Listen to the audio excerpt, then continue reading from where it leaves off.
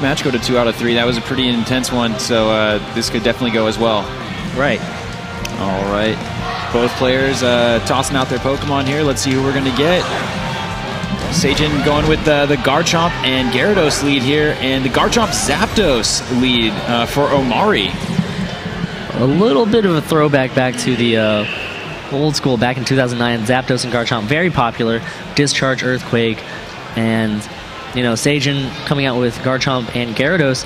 Gyarados is not going to enjoy facing off against that Zapdos, and at the same time, it does get a fire off that Intimidate onto Garchomp, right? But even if Sajin does decide to Mega Evolve and get that Dark typing instead of that Flying typing, we saw earlier that Omari was not too shy to just fire off the Earthquake and fire off the Thunderbolt into that Gyarados slot anyways. All right, looks like Omari actually going to go with a switch here on Gyarados. Brings in Conk Elder, switching out Garchomp into Conk Elder. Very nice, and the withdraw there on Gyarados. Probably in, is it going to be Pachirisu? There he is. Dragon Claw, though, from Garchomp onto Conk Elder, doing a decent amount of damage, almost down to 50%, and the Volt Absorb, of course, not taking any damage. A safe switch there for Sajin. Right, smart switch right there from Sajin. Not really healing back because it was already at full health, but really a good switch for Sajin to just kind of get Pachirisu in. I really liked what Omari did with that Conk Elder. Conk Elder, of course, really popular last year. Hasn't seen much play this year because of the new Fairy typing, and it actually lost a lot of things that it cannot get in X and Y, such as elemental punches, really just hurting its usage. But I believe he switched in that Conk Elder to possibly have a better matchup against that Mega Gyarados if it did decide to stay in. So really good switch right there from both players, but looking at it, it looks like Sajin had the better switch because he did not take any damage at all. Well, it looks like we're going to get the Detect here, so no damage on Conk Elder. Rock Slide. Conk Elder, of course, is protected this turn. It's going to do some okay damage to Zapdos there, taking it down to almost 50% there, proccing the Key Berry that we saw last time, raising the defense. Oh, the flinch, though. He can't move. Super Fang into Conk Elder. So not too much damage done this turn, but unfortunate on that flinch. Yeah, and I really want to see what Zapdos could do. Zapdos really well known to carry, hidden powers that could face off against Garchomp if it really chose to. So, I mean, Zapdos probably could have even switched with U-turn as we saw earlier, but it's really just this Zapdos needs to find a way to deal some damage. And Conk Elder, I mean, it can hit pretty hard. It still hits like a truck, and probably going to be able to do a good amount of damage to that Pachirisu if it is able to get off an attack this turn and hit that Pachirisu. Definitely. All right, looks like both players are locked in. We see the Follow Me from Pachirisu. Wants to take both of these attacks here. For Garchomp, we see the Dragon Claw going first, though. Garchomp so fast. Conk Elder in the red. Zapdos U-turning. Oh my gosh, the bulk, though, on that Patchy. The bulk on Pachirisu. Omari going to try and switch it up here.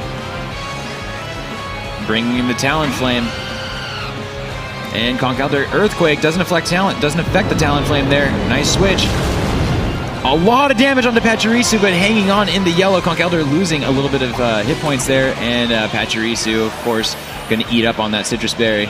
Right, and Omari, in my opinion, is still in a tough spot. That Conk Elder is easily going to be knocked out very soon, as we actually see Conk Elder just be able to do a good amount of damage to that Pachirisu, but still not able to knock it out. I mean, that was a Life Orb Earthquake from Conk Elder with a very high attack stat, and Pachirisu took it. Yeah. It hung on. And, I mean, really safe switch right there. Zapdos gonna, when he U-turned into the Pachirisu, switched out into the Talonflame.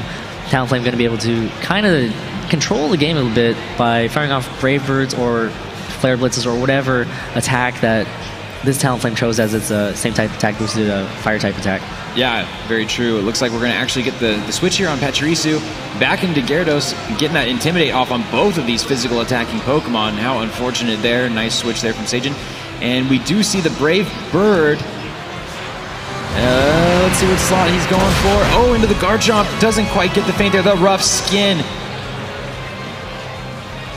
Oh, man. And that recoil. Mach Punch, though. Is it enough? Doubles up into the slot. Can he finish him?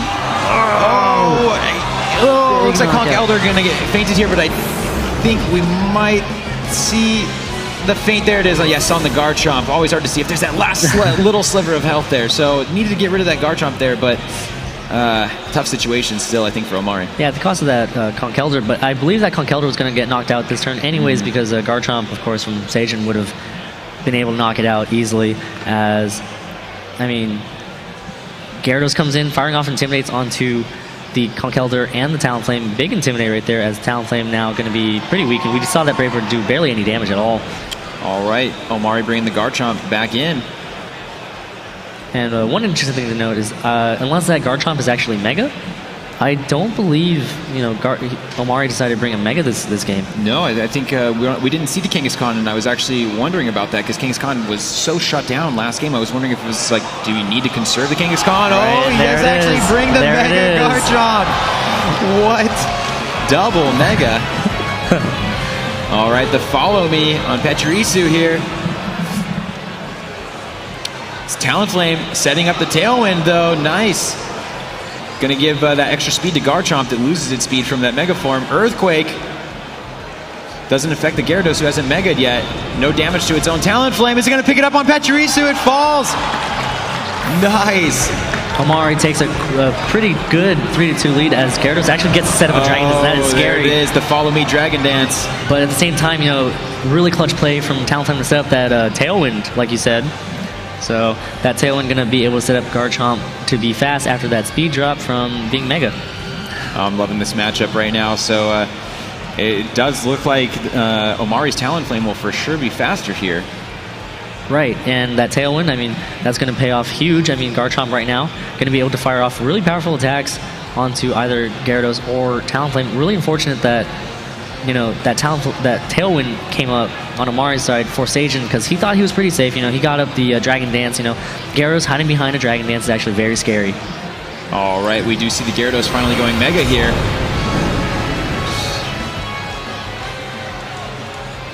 All right, an intense turn here for Omari. Needs to make it 1-1, breaking the mold. Quick guard though from Talonflame. Oh, Omari's making a gesture here. I'm not sure if that means he went with the Brave Bird there. Dragon Claw, though, a lot of damage here.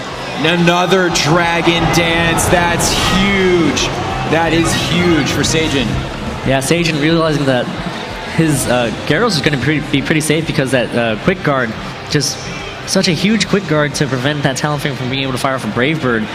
So now that Mega Gyarados at +2 speed, +2 attack, going to be very dangerous. Going to be able to do a lot of damage to either Pokemon, and that Gyarados is actually a pretty bulky Pokemon, so I'm pretty sure it can take an attack from that Garchomp and dish back so much damage back to that Garchomp. So Sajin, I mean, you saw Omari. He respected that move from Sajin. You respect that, to be able to set up another Dragon Dance, just in the bravery for that, right? Yes, agree with you there. It looks like we're actually going to see the Brave Bird here going down into the Talonflame slot, picks up the feint there, big damage.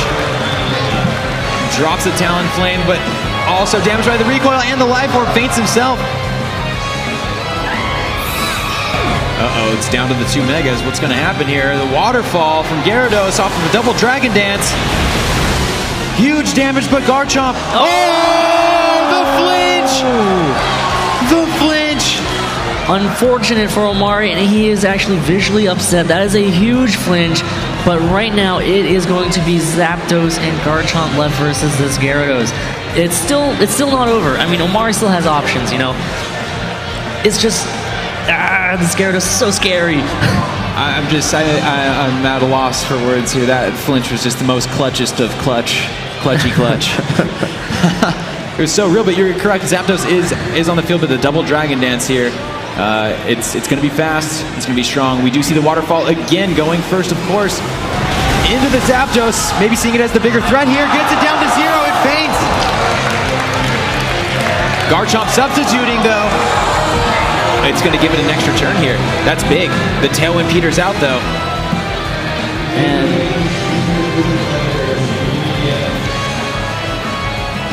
And one of the things, though, this Garchomp hiding behind a substitute, that Gyarados is going to fire off a Waterfall here. Garchomp's going to get another attack. So, Garchomp, can it get a critical hit on this? Oh, is the crit real? Earthquake! Mega Chomp! Oh, hanging on. And that should do it, Sajin, with that +2 Dragon Dance. There it Gyarados is. going to be able to easily pick up the knockout on Garchomp. And there's the feint.